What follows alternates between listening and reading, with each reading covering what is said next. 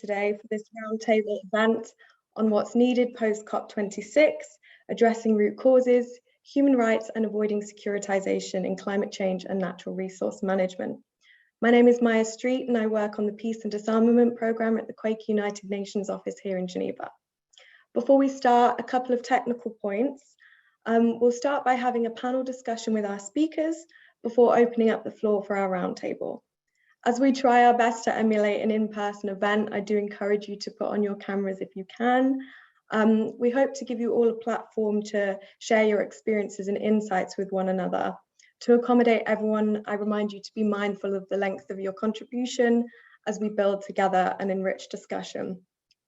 So why are we here today?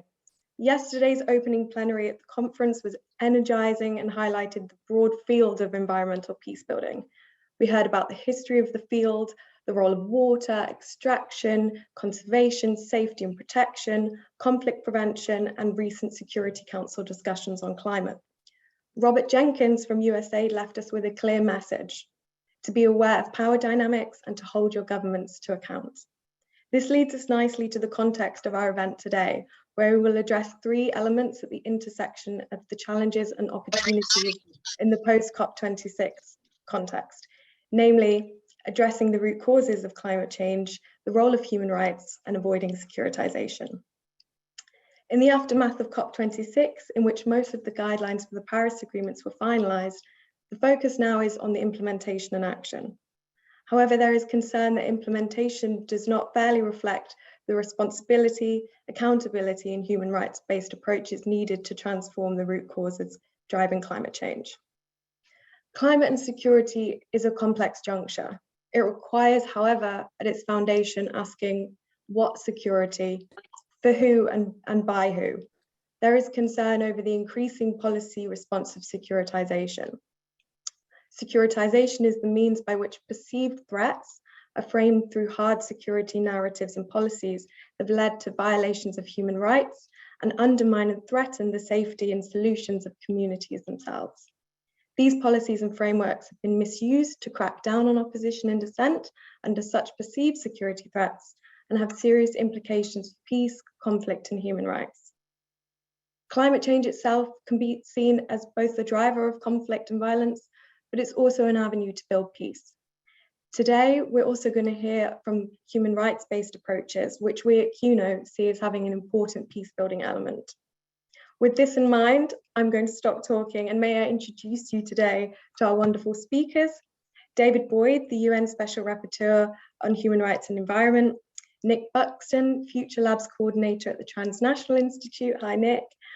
Lindsay Fielder-Cook, Representative for the Human Impacts of Climate Change here at QUNO; and Alberto Saldamando, Legal Counsel on Climate Change and Human Rights at the Indigenous Environment Network. So, let's get started. Wonderful to see all the participants who have joined as I've welcomed you.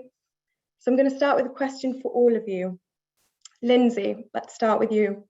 You're the representative for human impacts of climate change at QUNO, yet your career background was initially in humanitarian work in conflict zones. Now you engage not only in climate change negotiations, but also at the Intergovernmental Panel on Climate Change and the Human Rights Council. COP26 was your 8th COP. Drawing on your experience and expertise, can you tell us a bit about what was missing at COP and your work on climate change and natural resource management and the impacts on peace, conflict, and human rights? Thank you, Maya, and thank you all. And just on a small point, Maya, I've been admitting people in. If you can take over and let them come in, they're flowing in. Welcome, everybody. And I want to start first quickly on what was at the COP before I talk about what was missing. Because at the COP, we had the completion of the Paris Agreement implementation rulebook, and that was important for trust. It had been a number of years of struggle. And in that, we had an agreement on carbon markets, which is something that has concerns over environmental justice, but is in the Paris Agreement. We had transparency guidelines, common timeframes, human rights language more in than had been expected, both in Article 6 and in the COP decisions. requested action on fossil fuel subsidies, and an upholding of a limit of a 1.5 global temperature rise. And those are important to recognize because there is a huge amount of work trying to build what we call a global framework for action. It's not the silver bullet, but it is critical to coordinated global action. And we are now in the implementation stage. But what was missing? And what was missing, because every COP is like a vision on global politics of the time. And what was missing at the COP26 in Glasgow was a developed countries lead on emissions reduction and climate finance. And when I say emissions reduction, I mean transforming root causes that are driving climate change, where you transform the driver or the disease, you don't just address the symptom. COP26 was very much a developed country, high fossil fuel extraction economy COP. And what we saw was a ring fencing of oil and gas. So when the UK presidency declarations came, what we saw were, for example, tropical deforestation reduction, a phase down of coal, but coal is a poorer country's fossil fuel.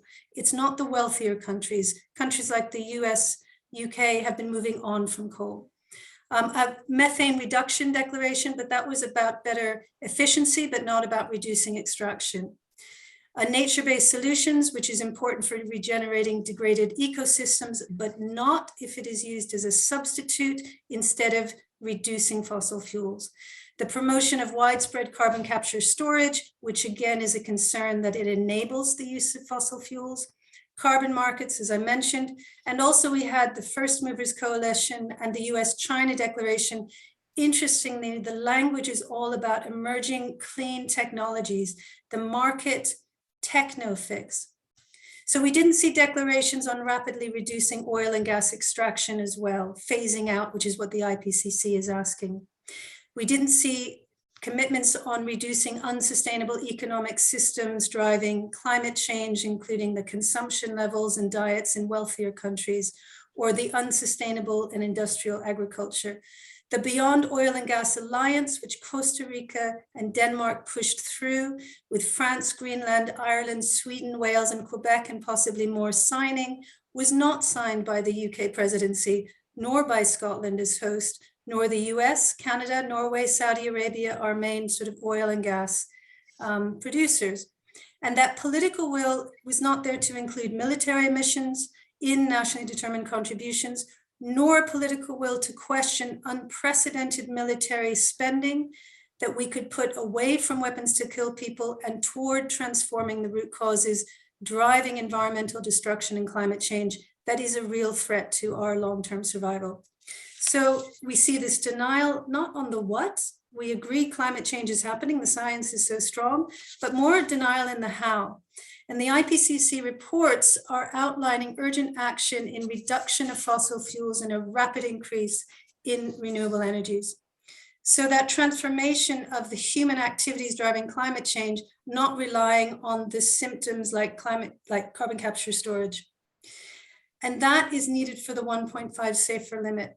And the reason 1.5 is still out there and holding tight, even though the window is closing, is because it's about saving thousands of species from extinction, ecosystem from collapse, avoiding irreversible melting of the Greenland ice cap, and avoiding profound human rights abuses, including suffering, loss of life, and community livelihoods.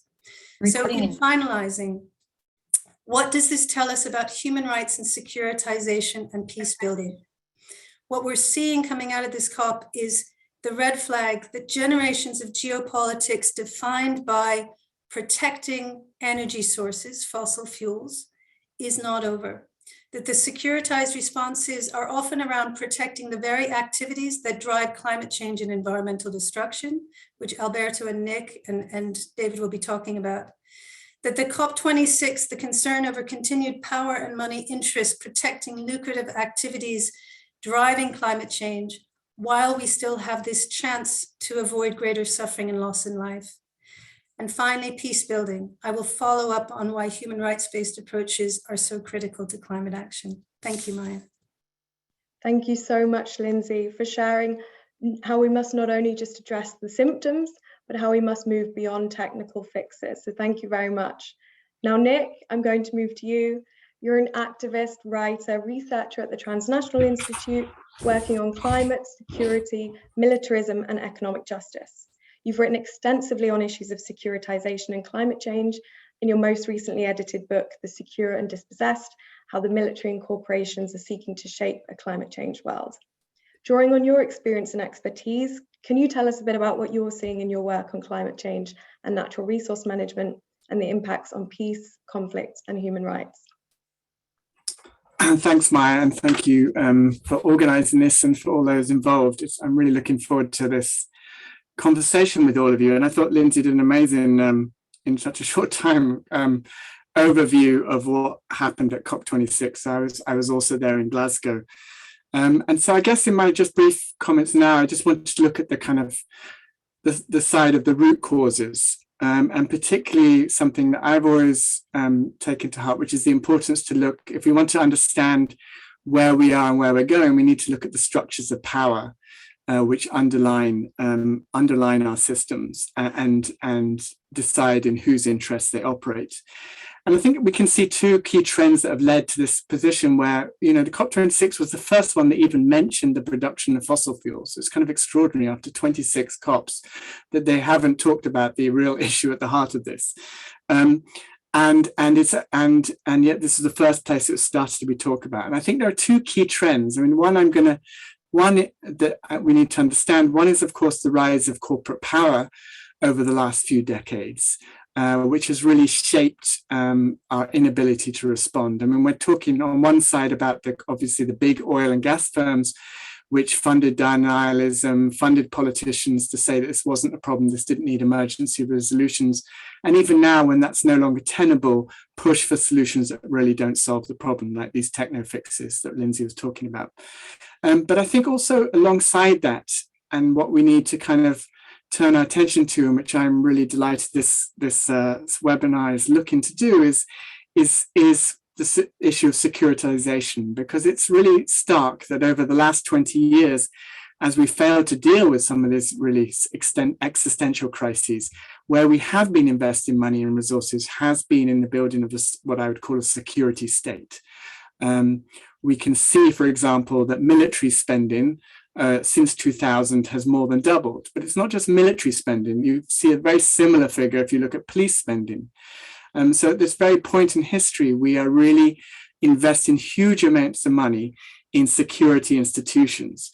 And alongside that, of course, comes the whole issues of surveillance that have been exposed by Edward Snowden and so on. So, and why I think this is relevant and why I think we need to turn more attention to this is that our response to the crisis that we face, and it's a very serious one, will be shaped by the most powerful institutions in our society and where we are investing our resources. And so if all our money is going into the military and security institutions, then we will start to see much more security, narrow, hard security, as you put it, Maya, responses to the crisis. And we can see that already playing out. It's playing out in terms of the repression that is going on of environmental activists. Alberto I think will be sharing more about how that played out in Standing Rock, where those defending water became targets of mine-resistant armed patrol vehicles that had come back from Iraq, and very much an intense police repression. We see it in where I live right now in the UK, where Extinction Rebellion is the main target now of legislation, which is highly repressive. And we see it worldwide, that those who are most defending the land, defending the environment, particularly indigenous peoples, are being killed in really disturbing numbers. One Global Witness says that more than 1,500 people have been killed since 2012.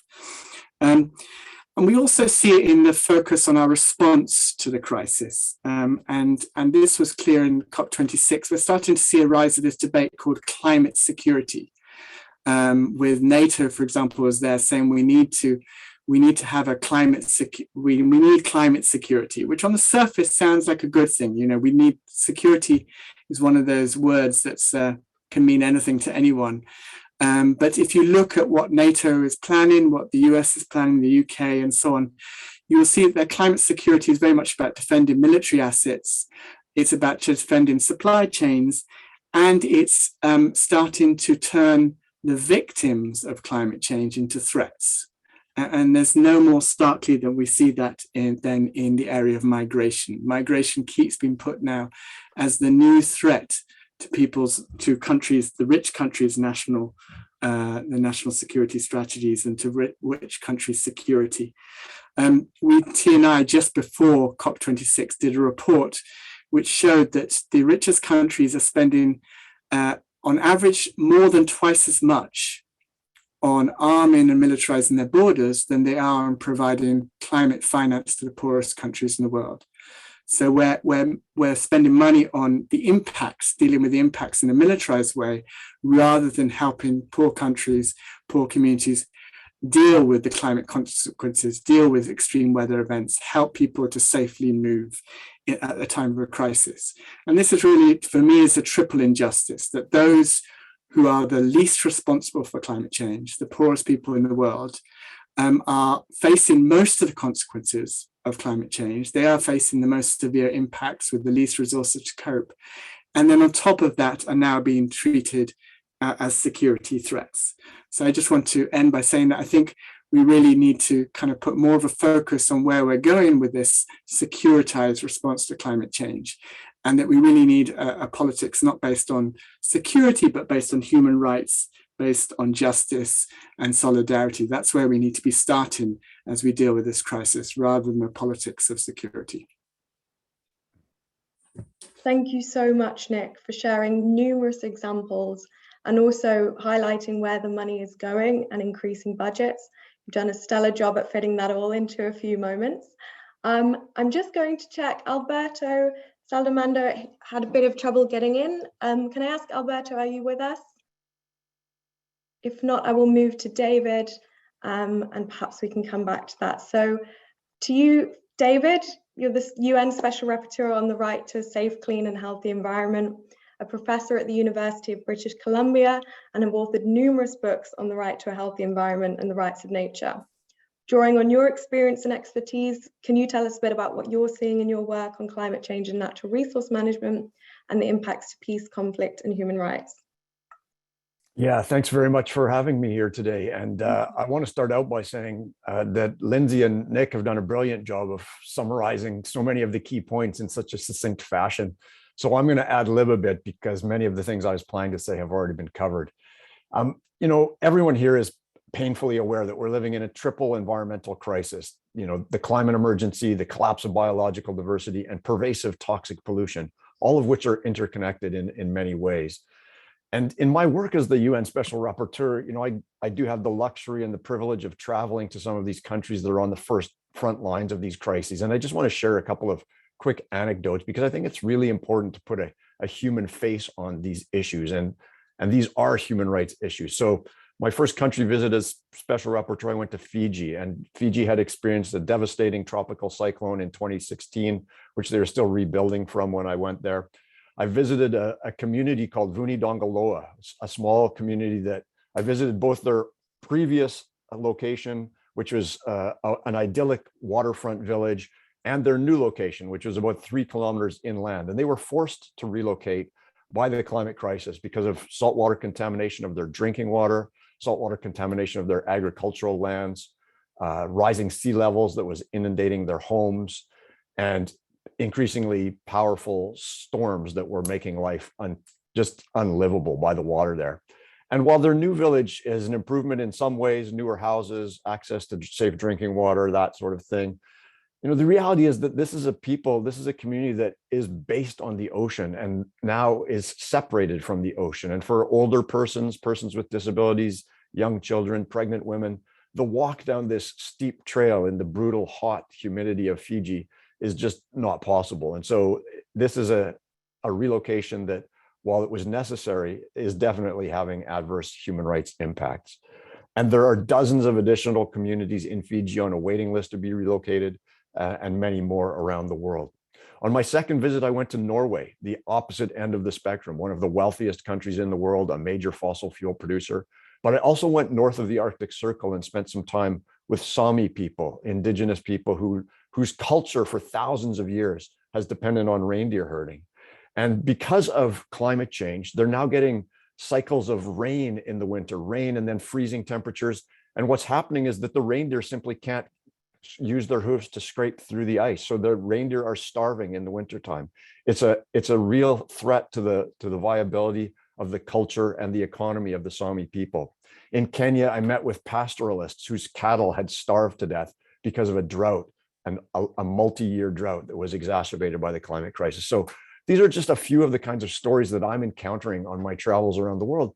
And when we put this in the context of the global climate crisis, it's been 30 years since countries of the world made a solemn commitment in the Framework Convention on Climate Change to prevent dangerous anthropogenic interference with the Earth's climate system.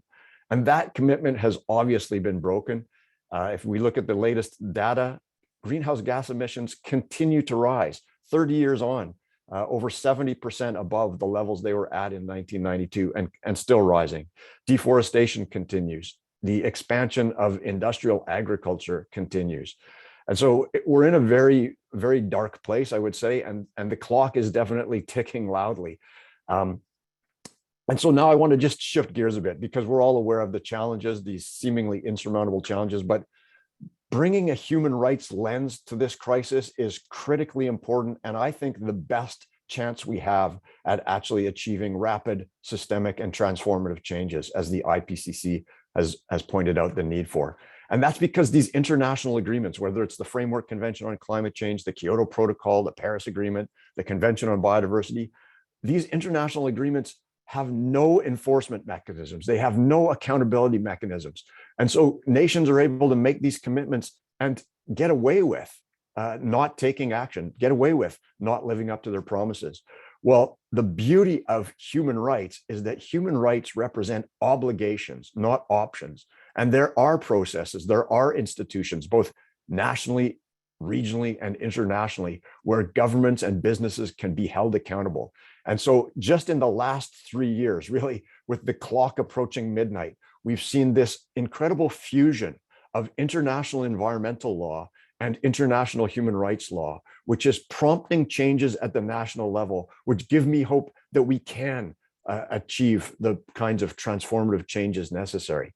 The famous Urgenda case in the Netherlands, where the Supreme Court of the Netherlands relied on the IPCC science to say that the Dutch government was violating the rights of its citizens, followed by another even more precedent-setting case against Royal Dutch Shell, where the court in the Netherlands found that Royal Dutch Shell is violating its obligations related to protecting human rights, and therefore must reduce emissions 45% by 2030. And not only the Royal Dutch Shell emissions, but what are called category 1, 2, and 3 emissions, which include those of its products and its entire supply chain. So those are very encouraging. In Germany, the Constitutional Court in about a year and a half ago reached the decision that Germany's climate actions and climate legislation and climate targets were not consistent with their human rights obligations, ordered the government to take action. The government has already responded very rapidly by accelerating the pace of greenhouse gas emission reductions in Germany. A similar case in Colombia, where a group of 25 children and youth sued their own government and were victorious in the Supreme Court of Colombia, with that court holding that deforestation in the Amazon watershed is a violation of those young people's right to a healthy environment. And so this combination of human rights and international environmental law is potentially quite powerful. And we definitely need to take a human rights-based approach to all aspects of the climate crisis, to mitigation, to adaptation, and to loss and damage, which Lindsay touched on it in her comments. But what I'm seeing in these countries that I visit and in climate vulnerable nations more generally is literally hundreds of billions of dollars in damages inflicted by the climate crisis. A small Caribbean state like Dominica has been hit by 2 Category 5 hurricanes in the last 6 years, each of which caused damage equivalent to or greater than the entire country's gross domestic product for the year. How on God's green earth is Dominica supposed to rebuild from those impacts while still investing in the education and healthcare and other services that its population requires? The answer to that is that Dominica cannot do that by itself. and that the countries, businesses, and people who have created this crisis must be held accountable, must pay for these damages through a variety of mechanisms, which I'm happy to talk about in response to the next question. But I've spoken for long enough, so back to you, Maya. Thank you so much, David, for sharing. And I think what's been a key theme amongst you three is that the accountability that we need both within our governments, but also our international agreements. So I really thank you for shaping and answering to that first question. So let's move on to our second question in the discussion before we open up to our roundtable. Lindsay, I'm going to take it back to you, and I'd like you to dive a bit deeper and share what key steps can we take as civil society to address what we saw missing at the COP. Thank you, Maya. And I just wanted to say we're trying to see if we can get closed caption options. I don't see it on mine, but if Maya does see it, or others that we can put it in, we are trying. Key steps. So I want to speak both to our environmental peacebuilding specialists here, but I also want to speak to us all as just human beings, people who desperately want to be part of this and make a contribution. And in our work at the Quake United Nations office, we do not say that climate change equals war. Because if you say that, you're actually silencing a lot of the deeper reasons that feed conflict. We do say that climate change is a threat multiplier of existing tensions, human rights abuses, stresses on already limited natural resources. And we do say that the higher the temperature rise, the greater the suffering, the greater the stress on any ability to grow food, find fresh water, shelter, our mental health, the very basics of our survival, which are human rights. And in turn, we see greater human rights abuses, greater challenges to peace and sustaining peace. And as an IPCC observer, which QUNO through our wider Quaker group, we are also expert reviewers of the IPCC reports, I cannot stress more that every half a degree counts in terms of rise. So the Paris Agreement in 2015 brought in the pursuit of 1.5 temperature limit. And that then went into the special report that actually found several years later in 2018 that the difference even between 1.5 and 2 was a difference of saving lives and livelihoods and thousands of species, just within the half degree. But at this moment, if we carried on, as David mentioned, with the actual emissions rates that we're doing right now, we're looking at 4 Celsius rise by 2100. And that is not where we want to be. And my wish is that every conversation in this whole environmental wonderful peacebuilding conference, every conversation on climate change and conflict should start with urgent and fair mitigation now. Because while adaptation is critical, adaptation is also a failure of mitigation. The more we need adaptation is because we are failing to act now when we can. And because our understanding of environmental peacebuilding now, when we're looking at a 1.1 C rise globally, is very different from a 1.5, let alone a 2.5, if all the money and political will is there to implement what's been promised, or the 4 C, as I mentioned, if we just carry on as today. And as an IPCC scientist said to me in the middle of the night of one of the negotiations, the difference between a 1.5 and a 4 C is the manageable compared to the unmanageable and the unimaginable. So I've talked about urgency, and I want to talk about fairness now, because fairness is this power that we have. And it's where, as David talked about, human rights-based approaches and what Nick is seeing with the opposite, with the securitization. And when we talk about human rights-based approaches, we're talking about involving people in climate action. So public participation, human rights, indigenous people's rights, gender, just transition. We call it intergenerational justice. That's about youth and protecting our future generations. Food security, biodiversity protection, etc. And they're actually peace-building approaches, because when you integrate these in your climate action, you are helping with a peace-building approach to avoid more violent conflict. And so in these human rights-based approaches, in David's work at the Human Rights Council and in his predecessor's work, they talked about how human rights-based approaches in climate policy makes for more sustainable, coherent, and legitimate climate action. And by legitimate, I mean that people benefit. So if you see that you're benefiting from a decentralized renewable energy resource in your community, you're going to support that. For example, when the French put the tax on petrol, they didn't tax the companies extracting the oil, they taxed the users. So it was unfair in a sense. Those who are actually making money off this climate driver weren't taxed. It was the people who were trying to cope with living. If you taxed at extraction, you can use that tax revenue to support the poorest communities that are affected by a petrol rise. That's a human rights-based approach. So I'm final sort of tying this up. The work that we've been doing here in Geneva, which David has been spearheading, the right to recognize a human right to a clean, sustainable, and healthy environment. Hold to that. It's coming to the General Assembly. Hold to it. Work for it. I want to say fight for it, but as a Quaker, I want to say struggle for it. Like with the abolition of slavery that was seen in the 19th century in the UK or the US, those who were making the decisions were benefiting from the immoral action. And in the case of climate change, many of the root causes are financially lucrative activities, and many of our decision makers have ties to this. So it's a hard fight, because the transformation of root causes is also transferring wealth from a very centralized wealth over root causes to actually bringing that out in a decentralized way. That's a struggle, and there's pushback, and we're seeing it at the COP. So finally, this year, the IPCC is going to release its 6th assessment report. It takes maybe 7-8 years for them to put this together. Thousands of pages, thousands of scientists involved, most of them voluntarily. We need to listen. And the COP26 was so beautiful because the phenomenal rise in climate awareness worldwide. I mean, if you were in Glasgow, it was just powerful people, yeah? And look at your nationally determined contributions. Find out what your country pledges are. Are they sufficient? Are they responsible? Are they accountable?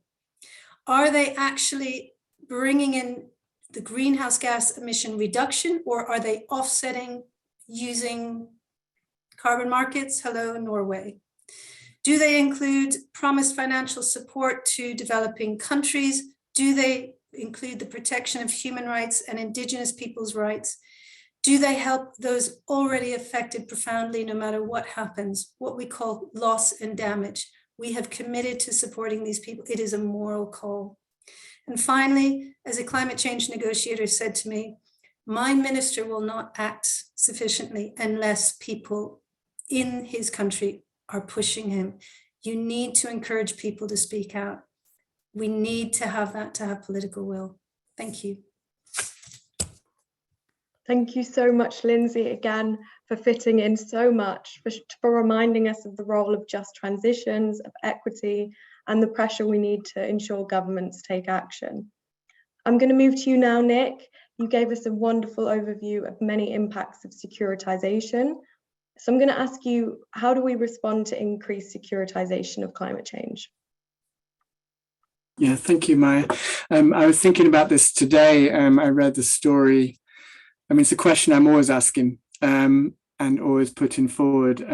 I was reading today of a story about Alarm Phone, which is an organization of activists in the Mediterranean who set up numbers that migrants can call. So they post it around North Africa, and people who are making the trip can call this number.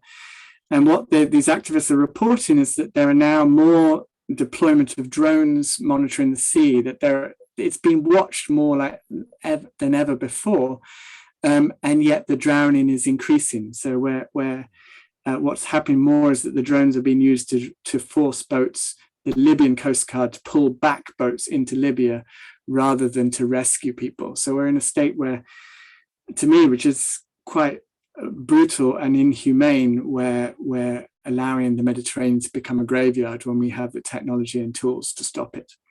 And it's a real challenge, because this is a thing that has ratcheted up and up, and there seems to be a political consensus across the world that this kind of militarized response to crises is the way to go, and the budgets never diminish, they always increase.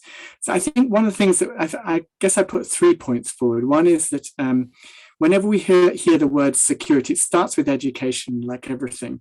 And whenever we hear the word security, we should just, a little alarm bell should ring up, and we should say, whose security are they talking about? Who will benefit and who will lose out? The questions that you put at the beginning there, Maya, we just need to ask those constantly. So if you hear NATO making a climate security, whose security are they? Are they actually looking to protect those who will need the most protection? And if not, then we should challenge that. Secondly, I think it really comes down to budgets, like everything. Like I said, it's where we invest our money and our resources.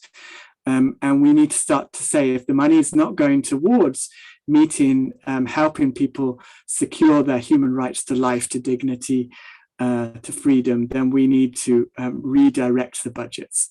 And I think the Black Lives Matter movement really opened up this conversation in a really powerful way in the United States.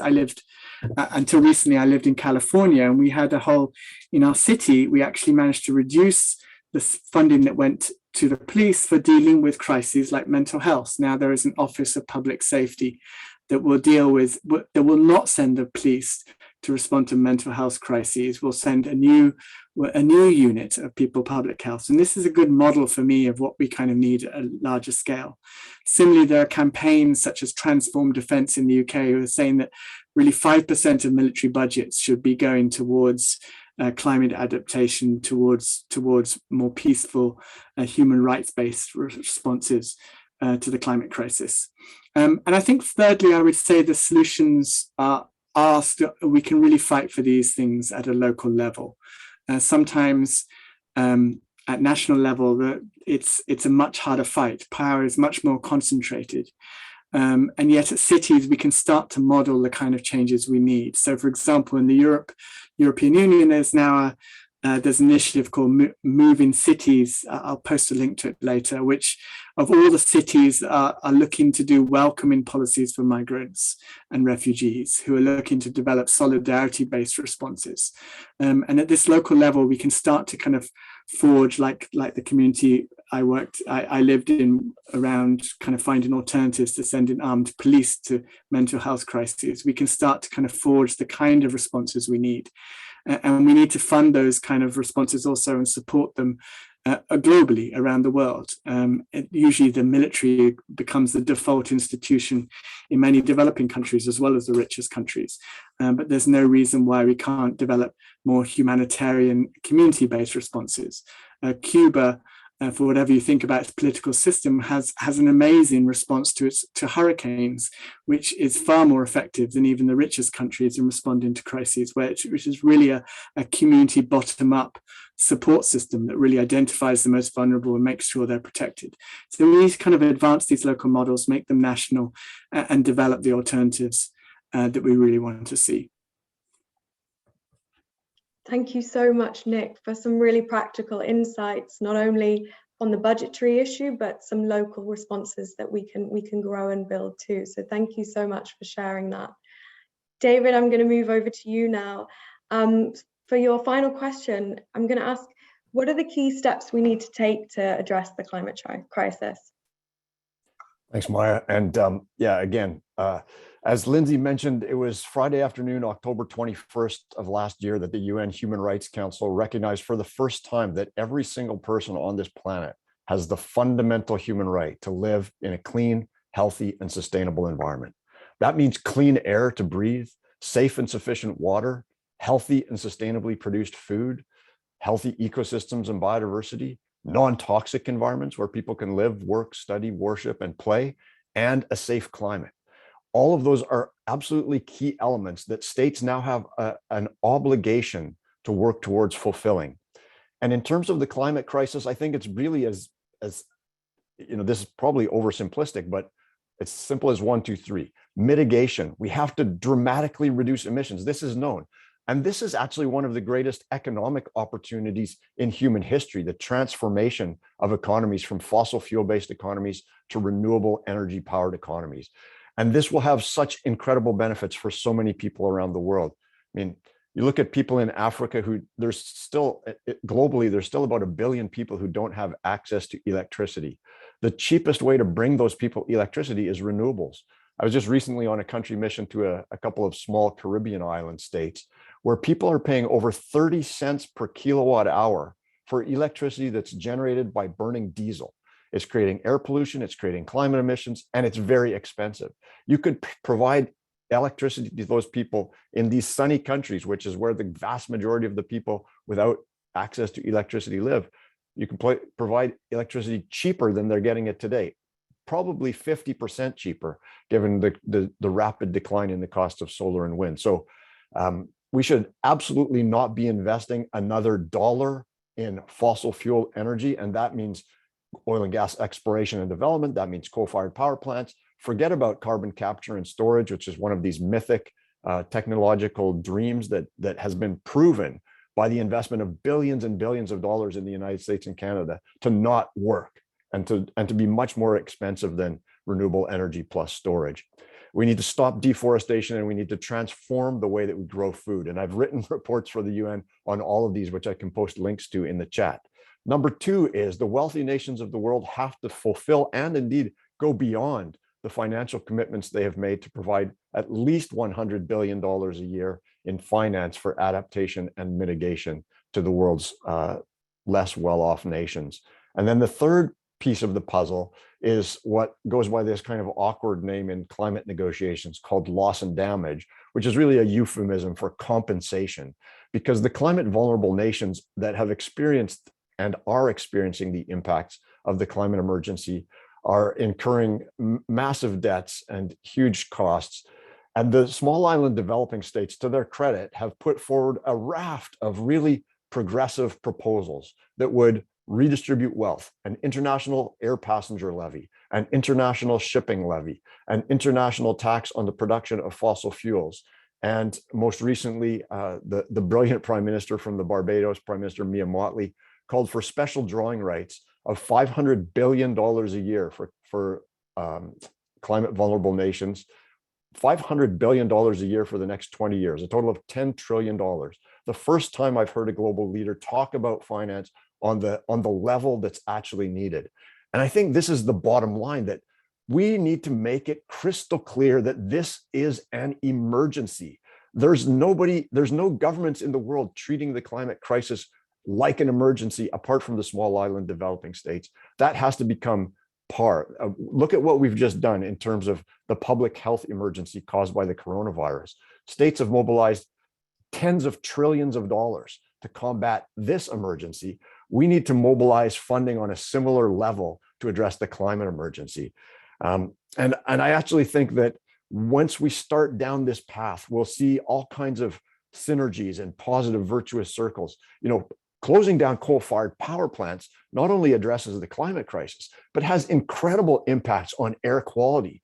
Here in Canada, there used to be a substantial reliance on coal-fired power plants in the province of Ontario. And Toronto, a large city, used to experience about 50 days during the summer when the government issued an air quality advisory, meaning that people with respiratory conditions, cardiovascular illnesses, it was recommended that they stay indoors. Well, since the last coal-fired power plants closed about a decade ago in Ontario, that number of air quality advisories has dropped from 50 per summer to 0 most summers, occasionally 1, which is when pollution blows across the border from the United States. So that's just transformative for people's lives. And we know that air pollution globally causes 7 million premature deaths every year, mostly people in poor communities, poor countries, so they're kind of invisible. But 7 million human deaths, and the majority of the cause is burning of fossil fuels. So that's another type of benefit that we'll see from treating this climate crisis as an emergency. And then we have countries that have made incredible transformations. Uruguay used to be dependent on fossil fuels for electricity production. Uruguay now generates all of its electricity from renewables. They achieved that transition over the course of a decade. Countries like Costa Rica generates virtually all of its electricity from renewable sources. So the solutions are out there. The technologies that we need are already in existence. And it's simply a matter of treating this like the emergency that it is. Thank you. Thank you, David, and thank you for speaking so openly and honestly about speaking truth to power. Before we open up to our roundtable, I see the chat is completely alive and I'm encouraging you all to engage with each other. I notice Alberto Saldamando is with us. Alberto, can you hear me?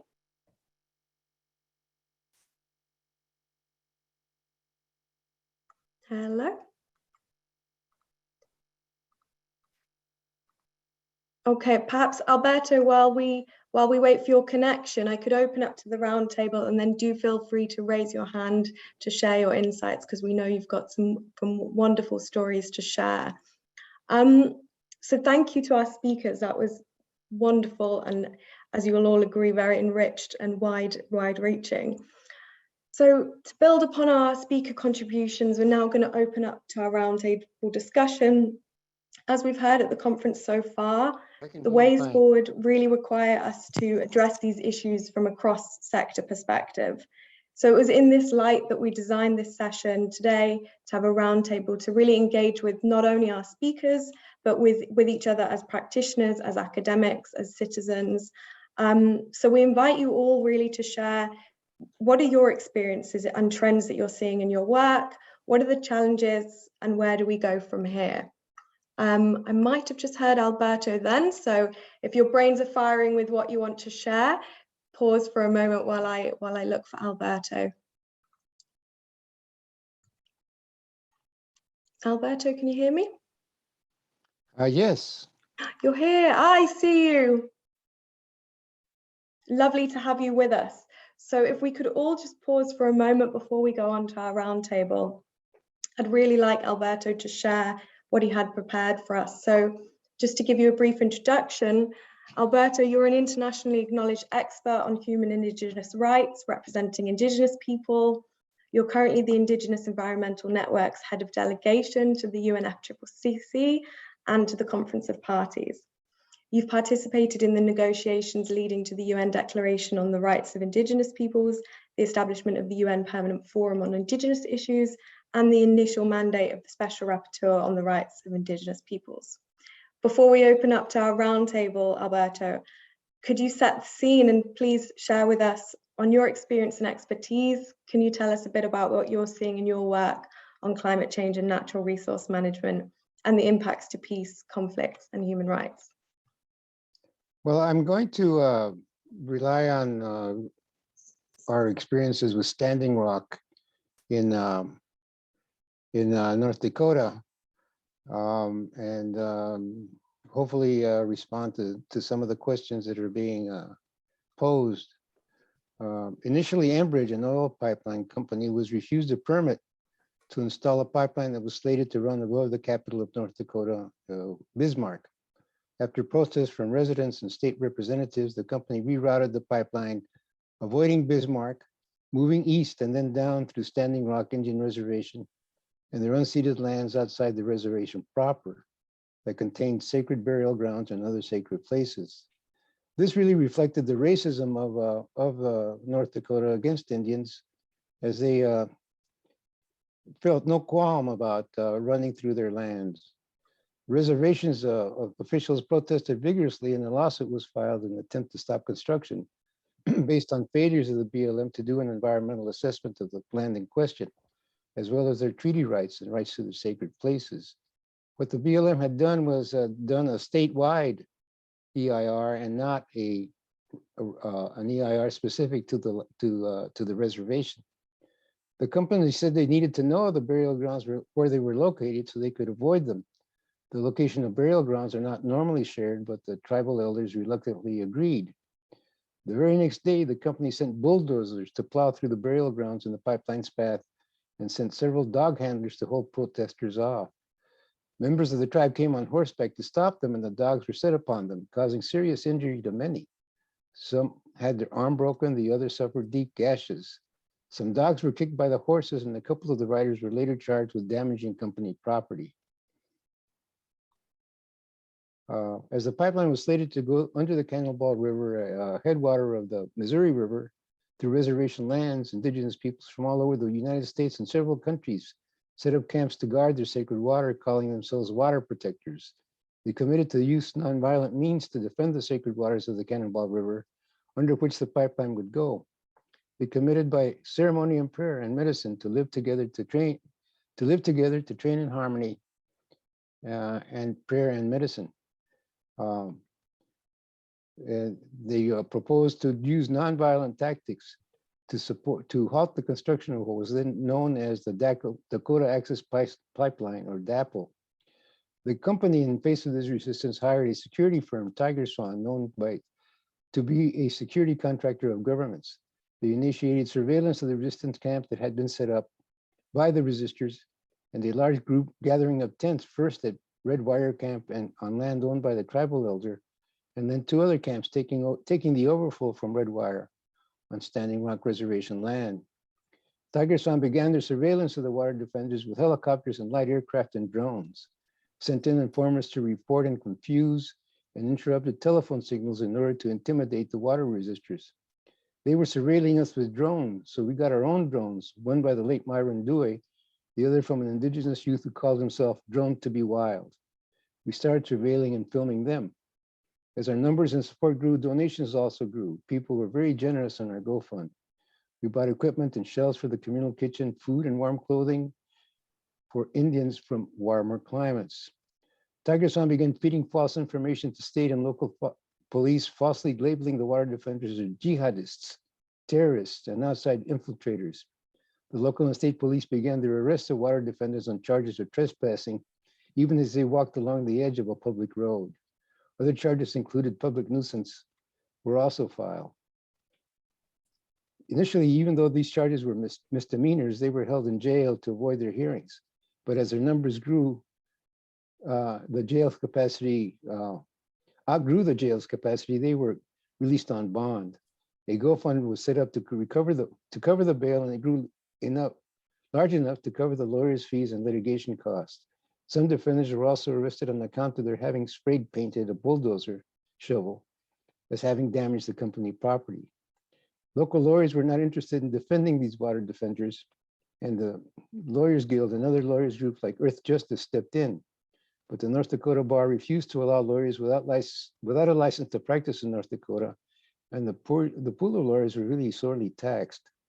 The state legislature passed a law criminalizing protests specifically against the DAPL pipeline, and the number of felony charges dramatically increased. Many indigenous defenders were arrested, but as their numbers grew, they too were allowed to post bond. Some went back to their out-of-state reservations, others went to Canada and then home, forfeiting their bond. The Jay Treaty was still in force, allowing the indigenous peoples to cross into Canada, then back to their home reservations, crossing back into Montana at Rocky Boy.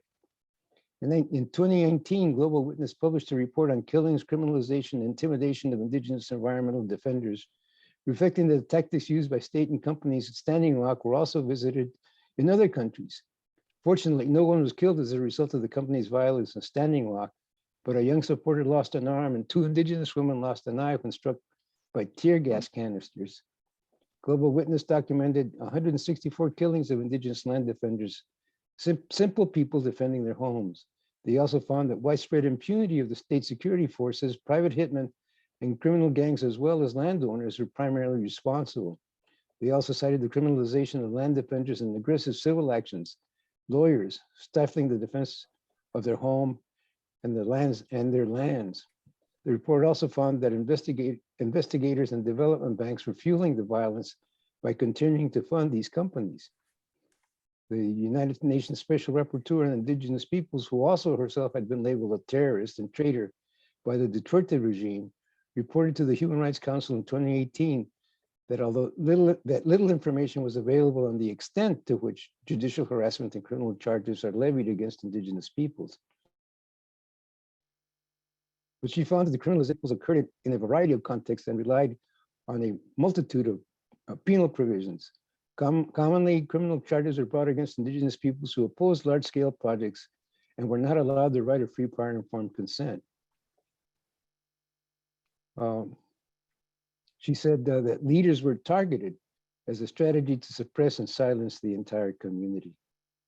While at Standing Rock, we discovered a spot on a hill overlooking the main camp that with a dish we could receive telephone calls, telephone cell signals, and we would set up tents there, and people from all over the camps would go there to communicate with their families, friends, and tribes. I helped out in the media tent, registering and accrediting media, doing intake at the lawyer's tent, and translating for Latin American indigenous peoples. It's important to note our victories as a result. Well, I'll stop there and thank you so much, Alberto. I think the case of Standing Rock was so important, and you've highlighted the role of security actors, the impacts to defenders and legal action, and also this linguistic securitization we're seeing where defenders are then labeled as terrorists. So thank you so much for sharing that case study. I think it's really important, and it leads us well into opening up formally for our roundtable. I know the chat has continued to be bouncing while we're all speaking. So I'm going to open up now formally, and raise your hand if you'd like to speak and share what you're seeing in your work, and also if you have a question for any of our speakers.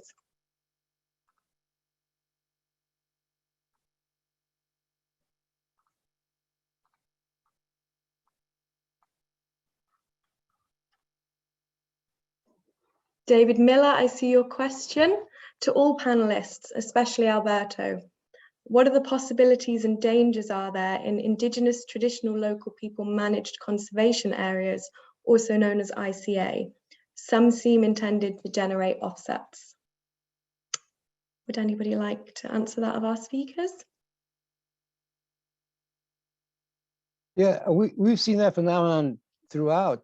It's by denying Indigenous peoples recognition of their title to land, by untitling land, by refusing to title Indigenous lands, the state keeps ownership. And although there are some cases in South America that I'm aware of that share management or co-manage, it's still in the hands of the state, and it leaves the state free to develop resources. It's a common phenomenon in the United States as well. It's a land grab. Thank you so much, Alberto.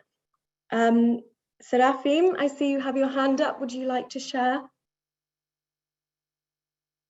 You're unmuted. We can't quite hear you, Serafim. Just bear with us a moment. Check that you are not muted. I can't hear you.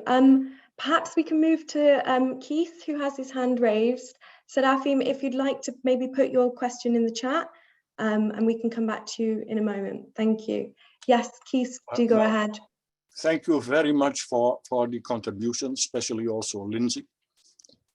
But I'd like to comment that we have to realize ourselves, of course, that this is part of the ecological justice or climate justice issue is part of a larger quest for a different sort of economy, for a green economy. Because actually, even the Sustainable Development Goals, number 8, still speaks of growth as one of the targets, as one of the goals. And yet, unlimited growth, infinite economic growth, of course, is ecologically impossible. So we need a different economic model that is part of the larger struggle in order to have an ethically grounded and ecologically bounded and circular sort of economy. That is one of the first remarks. The second remark I'd like to make is we have to realize that even the resources we depend upon in the energy transition, when we move towards a more sustainable model, are mostly found in the southern hemisphere and will be depleted. Rare sort of metals and rare minerals will be depleted by 2035. Yet again, therefore, the next industrial revolution, that is the revolution towards an energy transition, is at the detriment of the southern hemisphere, because most of these metals, rare metals, are found in the southern hemisphere. That's a second observation. third observation is I'm working closely with the Conference of European Churches, the Council of European Churches in Europe, on a document, and you will see that is also connected to my earlier observations, with the title From a Green Deal to a Real Green Economy. Because the Green Deal contains very good elements in the policies of the European Union, but nevertheless, it falls short of really trying to transform our economic system to a more ecologically and ethically based economic system. So I would argue that all of this would be part of a larger sort of struggle for us to really transform the dominant economic model. Otherwise, we'll get nowhere. And instead of, we have to realize also that that's a last observation. This word environment always troubles me. In all of our languages in the Northern Hemisphere, European languages, this word environment still puts humans at the center. And we still don't realize that we are part of a vulnerable ecosystem. So I would argue that we should move away from this term environmentally. We have to move towards ecological justice because we are part of a vulnerable ecological system ourselves. And we still put with this word environment, Umgebung, milieu, ourselves at the center of it, which is part of the problem, which is part of the cause of the problem we are facing. Thank you so much, Kees, for sharing your work and your insights. I'm going to move on to Fran Lambrick, who's had her hand up.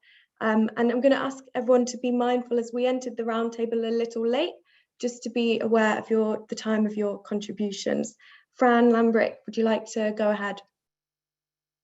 Hi, thank you so much to all the speakers. I have a question about the sort of police violence and I guess securitization in that sense, particularly against climate and environmental defenders, but also in general against citizens. I was watching a documentary last night about the Gilets jaunes and the very violent police reaction in France. And also in the UK, we're facing the police crime sentencing and courts bill, which is going to greatly reduce our freedom to assemble and freedoms of association. And it's hard to know how to fight these bills, how to fight this increase in police violence that we're seeing. And I wanted to ask the panel if you have any reflections on this movement in sort of states which sort of champion themselves as states that uphold human rights, and also if you have any thoughts about building solidarity internationally among those of us in countries like the UK and France and the US and countries like other countries where I work with the organization Not One More, like Cambodia and Brazil, where the threats are very different and in some ways, but also can be very parallel and quite startlingly similar in other instances. Thank you so much, Fran. Would any of our speakers who would like to answer that question? Great question. Lindsay? Oops, Alberto, go ahead. No, sorry, I should have raised my hand. But yeah, it's very important, really, the resistance from our European brothers and sisters. As our divestment campaign has really taken root there. And I attended an action in front of the Chase Bank in Glasgow during the campaign, during the COP, and they were out in force, and they understood the issues very well. They understood how important it is to go after the aiders and abettors, and I think they're against the banks. Their actions within their own retirement funds, their own municipal funds, to divest from fossil fuels, to divest from the aiders and abettors of fossil fuels, really, I think is very important for the South and for the rest of the world. Those banks are located in North America and Europe, and they continue to fund these projects. Thank you, Alberto. Lindsay? Yeah, I just briefly, I wanted to say that there was a huge interfaith push in the COP26, which Quakers were very much a part of, to support loss and damage. And they did this whole explaining of what loss and damage was and building an empathy for those and a sympathy and connection for those who were the most affected. Fran, I just want to say for us, that was an extraordinary experience of watching how much it took off within a developed country to see their responsibility and their accountability. And through a faith voice was very strong. But Jeannie, I'm trying to catch all the questions. I just wanted to say, yes, divestment, and yes, constantly looking at, are we reducing extraction, or are we going into carbon offsets or pushing for carbon capture storage? That's why I listed in the COP, it was a red flag to see all those things being pushed that weren't necessarily about reducing the extraction of fossil fuel in terms of oil and gas. And that was what the COP really stood out. But I want to hear more roundtable people. Thank you so much. Nick, I saw you raised your hand and I thought you might want to answer some more to Fran's question. So I'm going to hand to you, Nick. Oh, you're on mute. You must unmute yourself.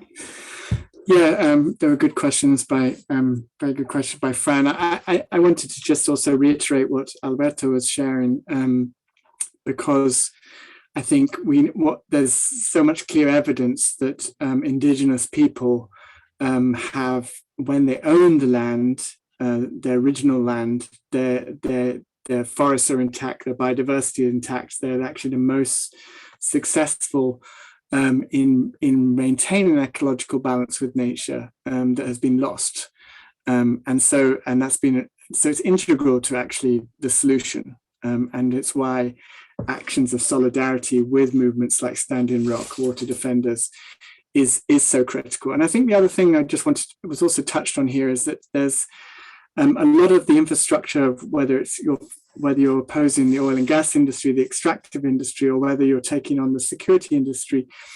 These are companies that are global. They have global financial investors. We've been doing a lot on the border and immigration system. It's upheld by a whole bunch of companies, often who work in many different countries. And work across many different sectors. So there are also sectors that are very much open to divestment campaigns, to campaigns to target them.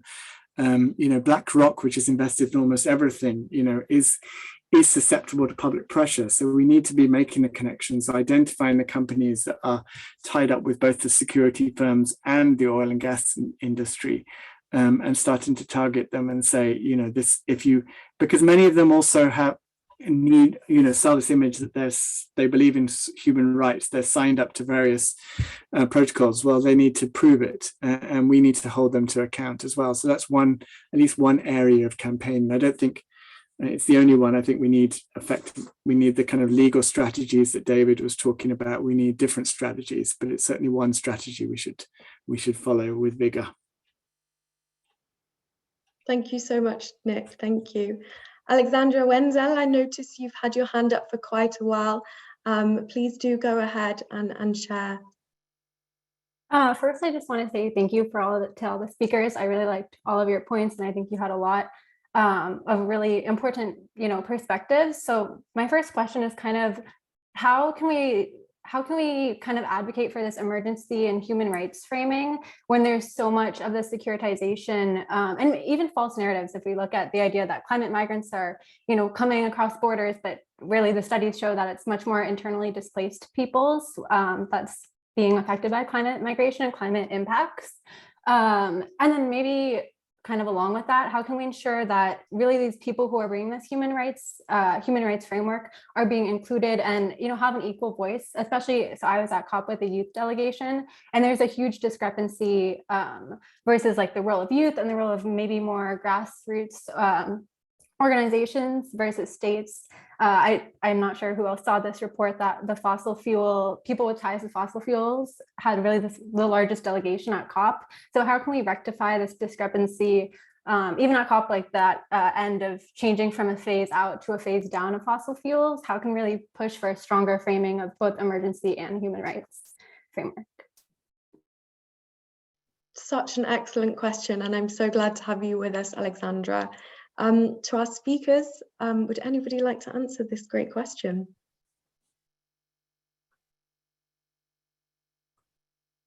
Lindsay, yes, go ahead. I'm just wondering if David would like to address on the human rights side, but one thing that I found, you have the obligations and we have the obligations on human rights and working with human rights approaches.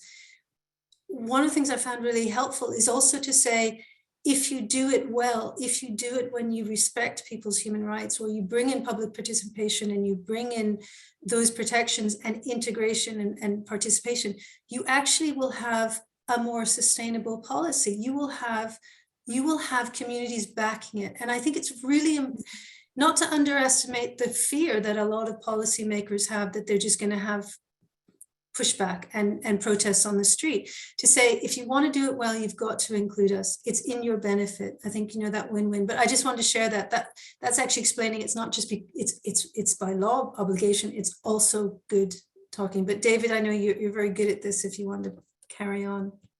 Thanks, Lindsay. Well, it's such a rich conversation and there's so many things I'd like to say. I mean, there was a question in the chat about taking a more ecocentric approach, and Alberto has put some comments on that in the chat as well. And I think this is really critical. I mean, if you just look at this scientifically, right, even from a Western scientific perspective, we share DNA with every other form of life on the planet. We are not separate from or superior to nature. We are part of nature. And so this movement, this global movement, the rights of nature movement, I think is a very powerful one. It's also connected to an indigenous worldview that I think is really compelling and goes to the point that Keith was making about the fact that, infinite growth on a finite planet is impossible. What's an alternative? Well, a beautiful and I think very compelling alternative is comes from the the Ecuador and Bolivia, from the Quechua, which is sumac kase, or a good life in harmony with nature. That's really what we're talking about. That's really what should be the end goal for humanity, is a good life for everyone in harmony with nature. And I think that we need to start talking about that, and we need to put that forward as a positive option that people can subscribe to, and then talk about the ways that we can get there. Yes to demilitarization, yes to divestment. And another piece of the puzzle that hasn't really been talked about, which is quite promising, I think, is the emergence of these new legal frameworks requiring corporations to do due diligence. These multinational corporations that can just engage in predatory behaviors outside of their home states, that has to end. And so France was the first country in the law to really pass a promising law. It's called the Law of Vigilance, which requires French corporations to do environmental and human rights due diligence throughout their supply chain. So wherever they're operating, that law is in its very early days of implementation, but there's already been cases brought about the East African oil pipeline, about industrial cattle production in the Brazilian rainforest. And so I think that's promising. And there is a lot of momentum behind a European Union directive on corporate due diligence. And there's also a global treaty being negotiated on business and human rights, which takes this due diligence approach. So I think that's exciting. And I also want to say that one of the most powerful things that we saw, and it has been diffused by the COVID-19 pandemic, but the Fridays for the Future movement and the feet in the street, I think that's one of the most powerful things we can do. And we're all praying that this pandemic will come to will fizzle out soon, and we can actually get back to being in the street. And we can't just rely on young people. We need everyone in the street. And climate change is such an existential threat that if this doesn't motivate people to get off their phones, their computers, off their rear ends, and into the street to demand action from governments and businesses, then I don't know what will. Thank you so much, David. And Tina and Pao, I noticed you asked questions, well, how do we build a global movement? What are we going to do about it? What are the practical ways? I really hope some of the things that David's just drawn upon have given you something to think about further. Ramsey, I notice you have your hands up too. So I'd invite you to speak and share. Thank you, Maya. That's very kind of you. I would like to thank the participants so far for their great contributions. And I'd like to address three specific aspects with a comment and a question. The three aspects are legal action, protests, and alternatives from renewables. On the issue of legal action, any proposals to make it more systematically likely of success. A problem with legal action is it can cost a lot of time and money. And while that time is being used up, the activity you're trying to oppose carries on regardless in some cases. And so time is quite often not your friend. The second one on terms of protest, any proposals on how protest action in favor of protecting the ecology, the environment, no, the ecology, sorry, my apologies, I like that distinction, how those protests could be made in a way that does not pave the way for a more hostile security response and provide the excuse for more repressive legislation. I really feel that we are sometimes agents of our own destruction, albeit unwillingly. And the third point, which for me is the most important point, is that given the distinct economic or commercial advantage of renewables, the example was given of Costa Rica and others, roughly half the cost of burning fossil fuel. How could that be turned more in favor of wider spread and use of renewables, just because it makes more financial sense? And maybe to actually make that an essential part of humanitarian aid, for example, so that every single humanitarian aid initiative, whether it's refugee camps, displaced persons, whatever it might be, must include the resources to change the economy from fossil fuel burning to renewable. The benefit of renewables is the fact that they are not relying on widespread centralized and distribution grid systems, but often are more reliant on localized generation of the area of consumption of the electricity, for example, which is more suitable for remote areas or areas which are cut off because of conflict, or countries which are under the effect of economic sanctions, or where indeed there is a widespread smuggling activity of fossil fuels. Renewables really tap into that humanitarian need very effectively. So how can we actually make renewables more quickly, more widely implemented? Thank you. Great insights, Ramsey. Thank you so much. Over to our speakers. Would anybody like to touch upon that answer? I'll jump in there because I think, if we look back at the history of human rights, we see that court cases have always played a transformative role, right? There was an amazing British case in the anti-slavery movement where, the first time that a slave was actually granted freedom was in a case where there was enormous economic pressure brought to bear, saying, this will be a disaster for the British economy if you allow this precedent of one slave to go free. And the judge granted that slave freedom and said, let justice be done, though the heavens may fall.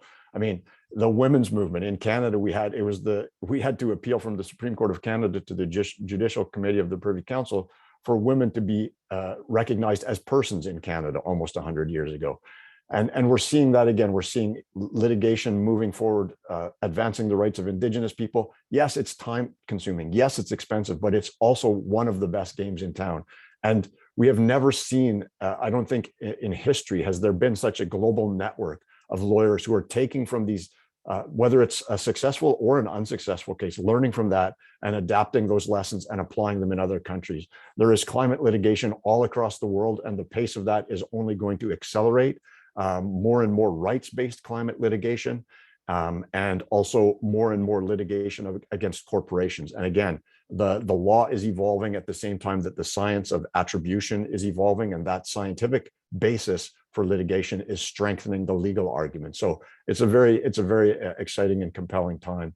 And then the third point that you made about renewables, I just want to say that there's not a lot of awareness of how rapidly renewables are actually replacing fossil fuels. It was about 5 or 6 years ago, there was a turning point where new investment in renewables over the course of the year globally surpassed new investment in fossil fuels. And so we're continuing along that trajectory. If you go back 20 years, in the year 2000, the International Energy Agency estimated there was 1 1 gigawatt of installed solar electricity generating capacity in the entire world, roughly 1 billion watts, which is a big number to us, but is a tiny amount of the global electricity system.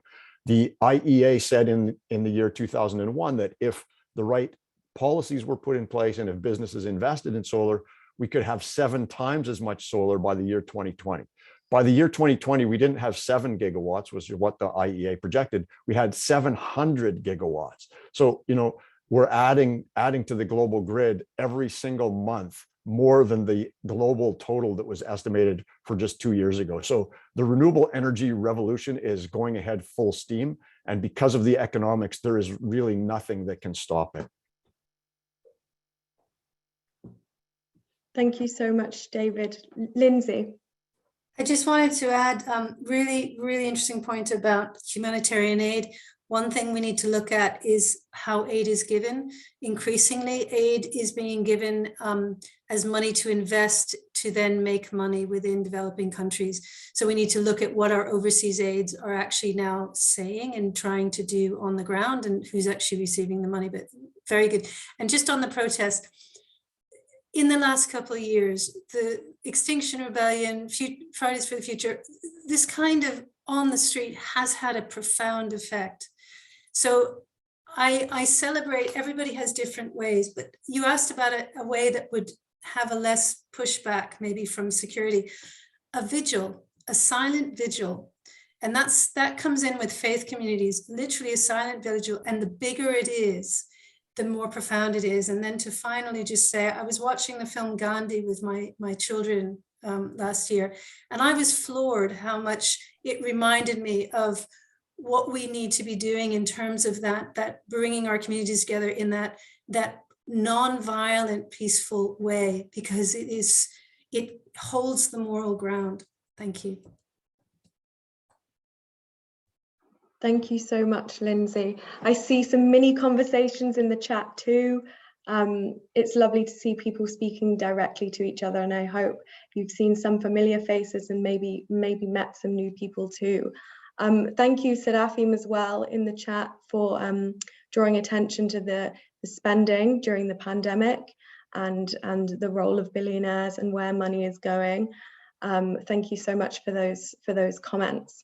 Fran, I see your hand is still up, and I wonder if you had another thought, or you need to maybe pop it down. But thank you so much. Just going to look in the chat to see if anyone has any more questions. We have 1 minute or a few minutes left. Saskia, I see your hand is risen. Yes, so I would like to ask a question as well. I was thinking as I was listening to all the reflections, and there's so many connected threads, but one of them that hasn't been mentioned is colonialism and its legacies. And I wonder if speakers maybe can reflect on this and whether they think it's a taboo that is not to be mentioned, because loss and damage seems to be another word for reparations. And we see indeed that colonial legacies often affected people's capacity to mobilize, because we see in countries like India where sedition laws mean that environmental defenders often face a lot more backlash than people that mobilize around these issues in the global north. So what about the ethics around not naming things as they are? I wonder if speakers would like to reflect on this. Thank you so much, Saskia. That's a really, really great question. Lindsay, do go ahead. I just wanted to say that when I first walked into the negotiations, my first time, I walked into this room and I just felt like I'd walked into the lion's den, and they weren't just talking about climate change. They were talking about hundreds of years of colonialization and the hurt and the continued abuse of countries and of vulnerable communities. And it just felt palpable, and this almost sense of where do we begin? So I think colonialism is in everything. And we go back to what Keys was saying about our economic systems. It's within other countries, it's within our own countries. So it needs to be talked about. But the beauty is, as with Black Lives Matter, is that we are openly talking more than we were, and we need to keep that conversation loud. Thank you so much, Lindsay. David, Nick, Alberto, I invite you. Would you possibly like to comment on Saskia's question?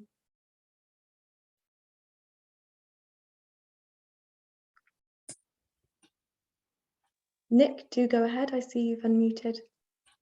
Well, I wanted to hear from Alberto, but I'll go. Yeah, I hope he can speak after me. Yeah, I mean, that was also just echoing a little bit of what Lindsay was saying. I think I remember very vividly at COP26, an Indigenous woman from Canada saying, "Look at me, because I may well disappear because some of my sisters are disappearing right now." And she was talking about the legacies of violence that's been particularly tied to extractive industries. And I think if you're from the global north and you're not directly impacted, you don't realize that the resistance is actually just survival for many people.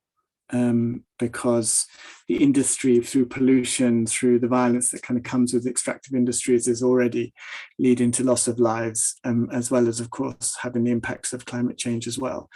And so I think our duty as people in the North in solidarity is also to put as much tension within the system as possible, in solidarity with movements that are doing this for survival. And that does mean I hear, I forget whose point it was about, I think it was Ramsey's, about the dangers of playing into the system and getting more security responses. But I think until we cause tension within the system, the powers and structures that they are will roll on, because forms of protest which don't cause that friction within the system don't cause that change. And I think all the advances that we've seen so dramatic, that we have started to see, I mean, legal cases only thrive in a policy of where it's become a major issue, you know, where juries start to change their minds because it is part of people's public consciousness. So even the legal cases we're seeing depend on an upswell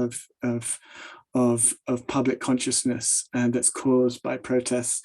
And has started to change the conversation. So the most hopeful thing for me in COP26 was seeing this unity between movements who are fighting for survival in the South, who are bringing their concerns, and they were being put at the heart of negotiations, and new movements, particularly youth-led movements, but so many who you know, brought 100,000 people onto the streets in Glasgow, which has never happened before for a climate issue.